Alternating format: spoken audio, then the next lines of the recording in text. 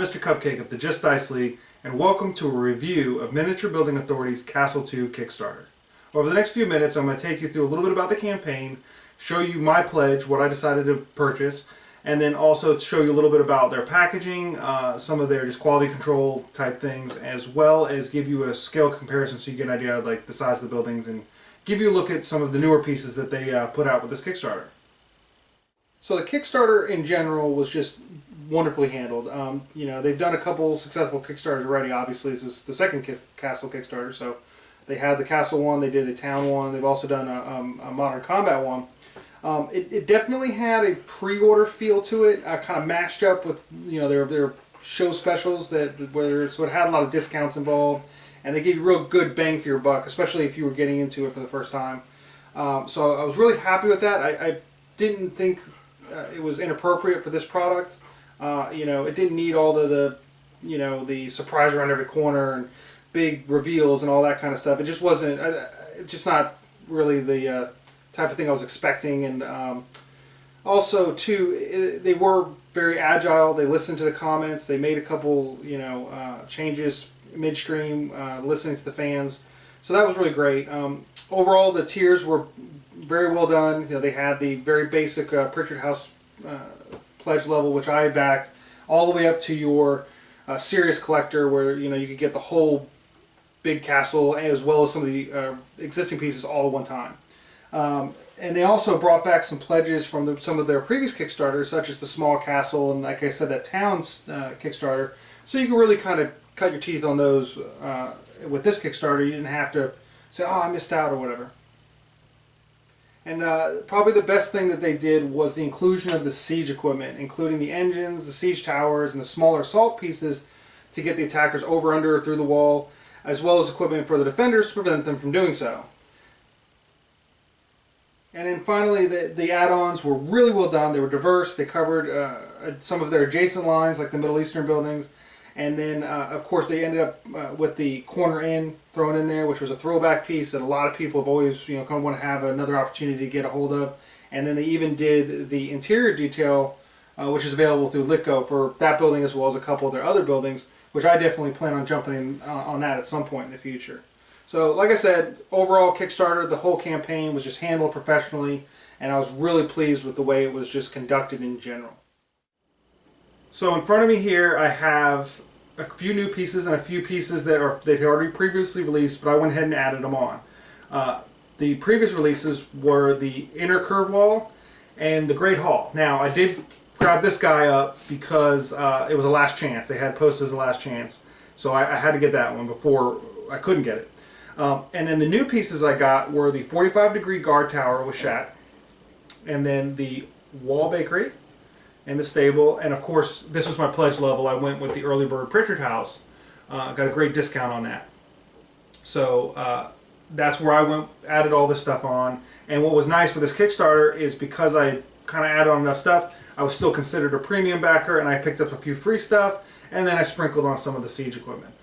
So let's take a closer look at each one of these buildings. So my pledge levels was the Prichard House, which like I said, I got early bird. Pretty much, I would say standard, one of their standard Euro Village buildings, but it's definitely some nice different silhouette. They have a couple details that are little standouts. For example, this little storage area here to the side, which is nice. And I kind of like the fact that the main door is like off to the side, kind of breaks it up or changes it up a little bit from some of the other buildings.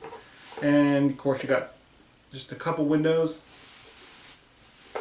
And like all of their other buildings, the roofs come off, the main floor comes out, so you can get models in there. And that's really kind of one of the key things. When you get an MBA building, they're great for dioramas. I'm not going to take anything away from there, but they're really made by gamers, so you can use them in any sort of game, miniature, RPG, anything like that. And then of course everything goes right back on. That's the Prichard House. So getting into the castle pieces now, here's the wall stable. And just like, again, the roof comes off, floor comes out. You can get models inside. It's not detailed interior, this particular piece. But the outside, a couple things I love about this is, of course, the detail of all of the doors. You got the water trough out front. So, you know, from that perspective, it definitely breaks up. You know, the castles can obviously, you know, kind of get a nice bland feel to them. But what I like about this piece is, from the inside of the castle, you know, you start to get a little different texture, you start to get some different layouts, and it kind of breaks things up. But also from the outside, you got this little piece that kind of comes out. And that also will break up the outside of your castle, you know, kind of the silhouette, and give it a little bit of texture, which I really like. And of course you have the two doors, which, you know, you can marry up to the wall. Here we have the 45-degree tower with the guardhouse, and this one is just a really cool piece to me. Again, we have that kind of skyline or whatever that gives us some texture to your wall with this peaked roof. You have it's much different than any of the other towers they've released for the standard size walls, and it all comes apart. So you got your roof comes off. This is a solid piece here, so just something to keep in mind. You have very tall figures that might impact how they can be stored in here, but they did kind of give you a little bit of space to work with as best they could. You know, they are, like I said, they are gamers. So, and then of course the guard tower comes off as well, which is kind of cool. So, and then it's all fully detailed. The inside is not fully detailed, but there is a little bit of texture where the doors are, or the door is, excuse me. And then on the back side you have the staircase leading up, and integrated into the piece. Continuing on with the castle, we've got another wall building, which is the bakery. And there's several things I just love about this building. I think my favorite piece, one I'll show you in a second here, is the Great Hall. I think the Great Hall is just an amazing, amazing building. But this one is a real close second, and for a couple different reasons. I love that it comes with a half wall. So you can kind of get that. It's very already built into the castle, the scheme. You've got this great detail piece here with the wood pile and the thatch roof. You've got, again, adding that texture of the inside of the castle, as well as because it kind of comes out a little bit here, it juts out, adding to some texture to the outside of the castle. You still have your door coming out of the wall there, and your door for whatever wall piece or whatever you marry up to it over here. But one of the coolest things I like about this piece, and it kind of echoes from the Great Hall, which we'll look at in a second, is the way they did the pass-through. And it's not removable, unlike most of their buildings. The inside is not removable, but it's this little like textured walkway, and it allows access to the ground floor from above. So it kind of creates it's like a little, just like a little catwalk. And so you've got some real fun options there for like some interactions between the upper and lower level. Because like I found, like when we were doing the Lions and Leopards campaign, it's sometimes it's very difficult to really add some dynamics to any kind of fighting in the castle or around the castle or going over the castle walls. This kind of gives you a means of the attackers either coming down or trying to fend off the attackers from the defender's perspective. So it's just a neat little twist on the how the building interacts with the castle wall itself. And the final building I have here for my pledge level was the Great Hall, and I absolutely love this piece. It's very dramatic. It's much bigger than the other buildings, and it's got incredible detail. And they decided to detail the interior, And again, I love silhouette, texture, all that kind of fun stuff. And just a simple little where they put the chimney here is different. It's different, and it stands out, and it gives it a little bit of something, just to kind of break up that skyline effect. The outside of the building, it does have an incorporated wall. If you have the barracks are slightly, again, it's a little different than that. It doesn't overhang the wall or the outside of the wall. It's got some kind of a narrower piece to elongate the wall. You have your lower access doors on either side, as well as your double doors down here and some windows facing the inside of the castle. And then the inside, which is just absolutely fantastic. They've got this wonderful little catwalk going around in case you got a wedding going on down there, and you want some archers up there just to make sure everybody's safe, that sort of thing. And then all of the wood, the flagstone, or what do we call that, is all textured on the inside here, as well as the inside of the door, which we'll zoom in there and take a nice close look at that before we move on.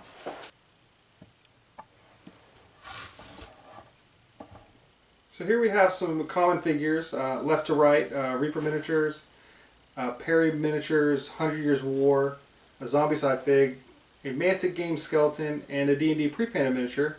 And just showing it with different pieces, the Pritchard House, the wall, on top of the wall, as well as with several pieces of the siege equipment, which came with the Kickstarter, which they added. And I was especially excited about the ladders because during the Lions and Leopards campaign, we couldn't find a good scaled ladder for the MBA buildings. All of them were too narrow, too short, too tall, too awkward looking or whatever with the wall. So I was really happy to see that piece added to the Kickstarter. Picked up a handful of them. And then I also, having them in hand now, I'm really happy with the cauldron and the Sapper entrance. So I'll definitely look at maybe trying to pick up some of the cauldrons, maybe a couple extra of those. And I really want to look more closely at their trebuchet and their mangonel, as well as their siege tower, because I thought those looked really great when we got the sneak peek. And you can see those in the sneak peek video as well, I believe. At least, I believe the siege tower's in there, if not the mangonel and the trebuchet. So for those of you who've never gotten a building from Miniature Building Authority, I thought I would highlight what you can expect when you receive that product. I've talked about it in other videos, but the care that they take in making the buildings, they put just as much care into getting them to you and to your front door. So this is the 45-degree tower with the guard shack we talked about earlier. And when you open up the box, you can already tell it's much bigger than the tower is.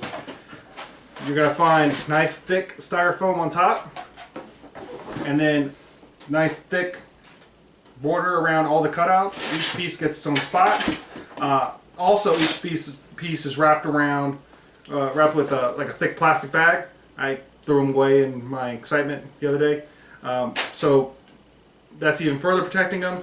I keep all my boxes in case I have to move, store them for a long period of time. Definitely worth it because everything just fits right back in there and you'll know it's protected. So there you have it, our review of the Castle 2 Kickstarter by Miniature Building Authority. I'd like to say congratulations to Jim, Kirk, the rest of the crew over there at MBA. You guys did a fantastic job. We really appreciate all your hard work and giving us a great line to build our castles from. And we really look forward to seeing where you take this in the future, and can't wait to see Castle 3 Kickstarter, hopefully in the future. And for the rest of you, thank you so much for listening. Be sure to check us out on Facebook, Just Dice League. You can follow us on Twitter, @JustDiceLeague. Hit that like and subscribe. Visit all our sponsors. It really helps us keep the lights on here.